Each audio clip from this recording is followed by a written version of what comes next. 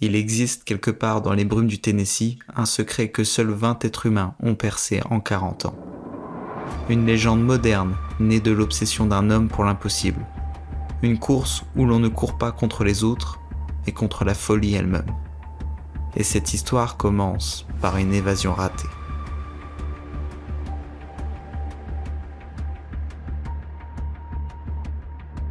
L'histoire débute en 1977, dans cette même région sauvage du Tennessee, quand James Earl Ray, l'assassin de Martin Luther King, s'évade de la prison de Brushy Mountain.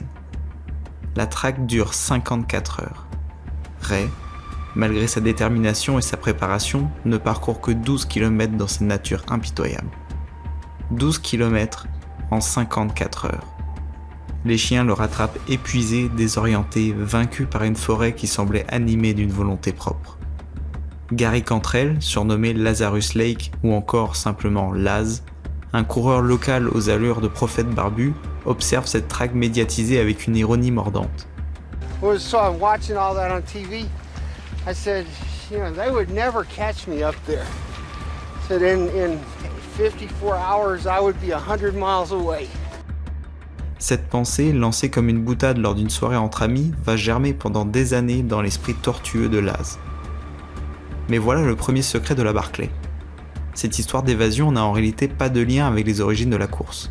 Ce n'est qu'une légende urbaine, rapportée par quelques magazines en mal de sensationnel. Laz sourit quand on lui raconte cette genèse mythique.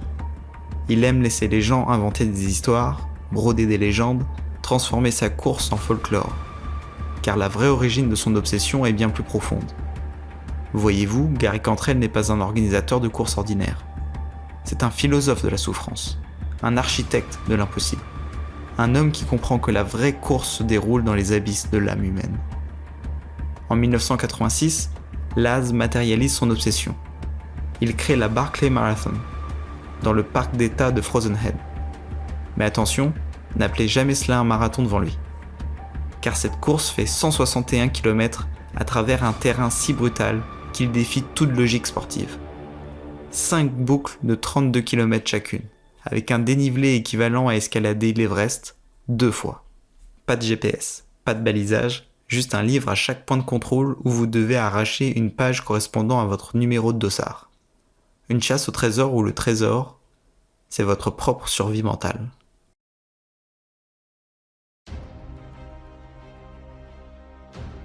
Pour comprendre l'essence de la Barclay, suivons Jasmine Paris, cette Britannique de 41 ans qui a révolutionné l'ultra-trail féminin. En 2024, elle débarque dans ce petit camping perdu du Tennessee avec la détermination tranquille de celle qui a déjà écrit l'histoire en devenant la première femme à gagner la Spine Race. Une course de 431 km se déroulant en plein hiver. Jasmine n'est pas n'importe qui. Vétérinaire de formation, mère de 2 enfants, elle a cette capacité rare à transformer la souffrance en carburant mental. Mais surtout, elle incarne cette nouvelle génération de femmes qui refusent d'accepter les limites qu'on leur impose. There's never been a woman that has finished all 5 laps of this race. Why do you think that is? The race is too hard for women. They are simply not tough enough to do it. And I get to say that for as long as it goes that no woman proves me wrong. Si je devais vous résumer cette course en 2 mots, ce serait démerdez-vous. Car c'est ça, l'esprit de la course. Vous voulez vous inscrire ? Démerdez-vous. Il n'y a pas de site web pour s'enregistrer. Il faut que vous trouviez vous-même le bon moyen de contacter Laz. Quel est le parcours ? Démerdez-vous. Laz vous donnera une carte quelques heures avant le départ, à vous de faire de votre mieux pour la recopier. Tout matériel électronique est interdit. Pas de GPS, rien. À vous de trouver votre chemin et d'arracher la page de livre correspondant à votre numéro. Ces livres servent de point de passage. Il y en a une dizaine sur le parcours, c'est ainsi que vous pouvez prouver à Laz que vous avez complété la boucle. À quelle heure est le départ ? Là encore, c'est un mystère. Ce sera entre minuit et midi, Laz soufflera dans un coquillage 1 heure avant le départ pour vous prévenir. Ce jour-là, il est 4h du matin lorsque Gary Cantrell, cigarette aux lèvres, observe ce petit groupe de 40 masochistes volontaires. Quand sa cigarette s'allume, c'est le départ. Pas de coup de feu, pas de sirène. Juste la lueur rougeoyante du tabac dans l'obscurité absolue des Appalaches. Jasmine s'élance avec confiance. La première boucle semble presque normale, presque. Car derrière cette apparente facilité se cache le piège diabolique de Gary. Chaque boucle vous donne l'impression d'avoir percé le secret de la course. L'illusion que vous la maîtrisez. Mais la Barclay ne révèle que ses vraies dents qu'au moment où vous croyez l'avoir domptée. Deuxième boucle, Jasmine commence à comprendre que la carte fournie par Laz relève plutôt de l'art conceptuel que de la cartographie. Les sentiers disparaissent, réapparaissent, se transforment en torrents, en murs de ronces, en falaises vertigineuses. Les points de contrôle deviennent des énigmes existentielles. Ce livre suspendu à un arbre, est-ce le bon ? Cette page 23, correspond-elle vraiment à mon numéro ? La paranoïa s'installe. Jasmine vérifie, revérifie, doute. Autour d'elle, les autres coureurs errent comme des âmes perdues. Certains tournent en rond depuis des heures, pris dans une boucle mentale infernale. D'autres s'effondrent, épuisés non pas par l'effort physique, mais par l'épuisement psychologique de ne jamais savoir si on est sur la bonne voie. Troisième boucle, Jasmine Paris pénètre dans ce que les initiés appellent l'enfer vert de la Barclay. Les ronces lacèrent, les troncs d'arbres forment des labyrinthes inextricables, les ruisseaux se transforment en torrents glacés qu'il faut traverser encore et encore. À ce moment-là, vous pourriez penser qu'après avoir fait la boucle 2 fois, elle devrait avoir quelques repères, non ? Eh bien, pas vraiment. Vous avez 12 heures pour faire un tour, et ce n'est pas de trop. Ce qui veut dire que si vous faites le premier tour de jour, le second se fera de nuit. De plus, Laz choisit à chaque tour dans quel sens les coureurs devront parcourir la boucle. Tout est fait pour faire perdre les repères à ces sportifs de l'extrême. Mais le vrai génie sadique de Gary Cantrell ne réside pas dans la difficulté du terrain. Il réside dans la limite de temps. 60 heures pour boucler 5 tours. Cela peut sembler généreux, mais c'est un leurre. Car la Barclay, vous ne la courez pas. Vous survivez, vous naviguez, vous négociez avec chaque mètre de terrain hostile. Et si cette histoire vous passionne, n'hésitez pas à vous abonner à la chaîne. Parce que ce que l'on va découvrir maintenant va vous faire comprendre pourquoi la Barclay transforme les champions en débutants. Jasmine découvre une vérité terrible. La Barclay efface toutes les hiérarchies. Son palmarès exceptionnel, ses records, ses victoires éclatantes ne sont plus que des souvenirs dérisoires face à cette montagne qui semble animée d'une conscience malveillante. Elle voit des coureurs d'élite mondiale pleurer de frustration, abandonnés par leurs propres jambes qui refusent d'obéir. En réalité, Rémi a déjà pris sa décision. Repartir et affronter la nuit seul est au-dessus de ses forces. Il abandonne.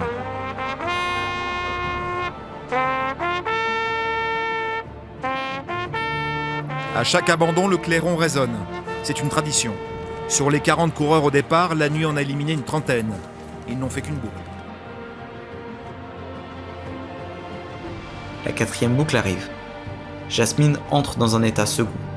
La fatigue, la désorientation, l'isolement total créent une forme de transe hallucinatoire. Les arbres semblent bouger, les sentiers se multiplient, le temps devient élastique. Elle marche depuis 40 heures et n'a parcouru que 128 km. Dans n'importe quelle autre course, ce serait un échec cuisant. Ici, c'est un exploit titanesque. Car voilà le secret de la Barclay. Elle ne mesure pas votre vitesse, elle mesure votre capacité à rester humain quand tout s'effondre. Elle vous confronte à vos démons les plus profonds, à vos limitations les plus cruelles. Elle vous déshabille de tous vos artifices, pour ne laisser que l'essence brute de votre être.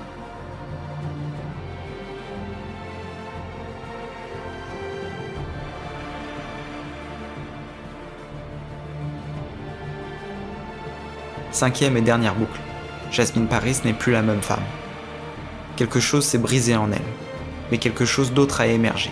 Une forme de sérénité née de l'acceptation totale de sa propre vulnérabilité. Elle ne court plus contre la montre, elle danse avec la montagne. Elle ne cherche plus à dominer le parcours, elle négocie avec lui comme avec un adversaire respecté. Tout le monde pense l'exploit impossible. She was not going to have time. She had to beat the time of the first runner 1400. from that point to the finish by 45 minutes. Boy, howdy. This is the win. She had to beat the winner's time for that last section by 45 minutes. Not possible. Et puis, miracle. Après 59 heures, 58 minutes et 21 secondes d'errance contrôlée, Jasmine Paris franchit la ligne d'arrivée. Elle devient la première femme à terminer la Barclay est seulement la 20e finisher de l'histoire. 20 en 40 ans. Le taux de réussite est de 0,2%, plus exclusif qu'Harvard, plus rare qu'un diamant. Mais attention, car ici réside le paradoxe ultime de la Barclay. Jasmine a gagné, mais qu'a-t-elle vraiment gagné?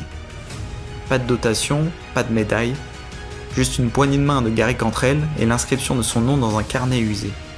Et surtout, la certitude troublante qu'elle ne sera plus jamais la même femme. Car à la Barclay, il n'y a pas de gagnants, seulement des survivants. Si vous regardez la liste des finishers, les rares années où plusieurs athlètes ont réussi à franchir la ligne d'arrivée, il n'y a pas de classement, pas de podium, ils sont tous vainqueurs. Soit vous battez la course, soit vous perdez. La Barclay ne vous donne pas une victoire, elle vous donne une révélation. Elle vous montre qui vous êtes vraiment quand tout s'effondre. Elle vous offre un miroir impitoyable de votre âme, poli par la souffrance et la solitude des montagnes du Tennessee.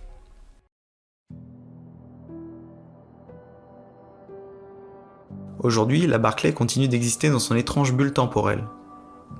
Gary Cantrell, maintenant septuagénaire, perpétue son œuvre avec la même philosophie. Le processus pour s'inscrire reste encore mystérieux. On sait seulement qu'il faut écrire un essai sur pourquoi je devrais être autorisé à courir la Barclay.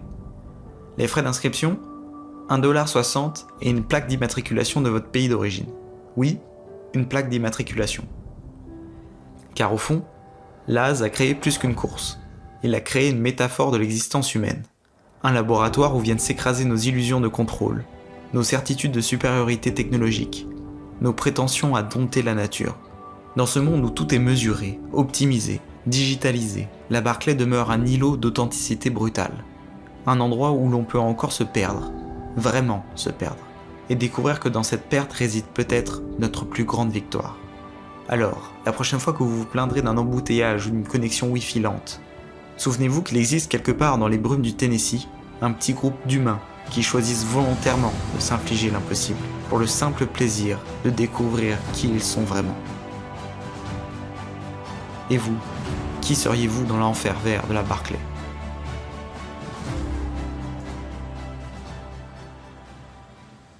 Can you tell me about that prayer? Yeah, it's the runner's prayer before a big climb, the Barclay prayer. Yeah.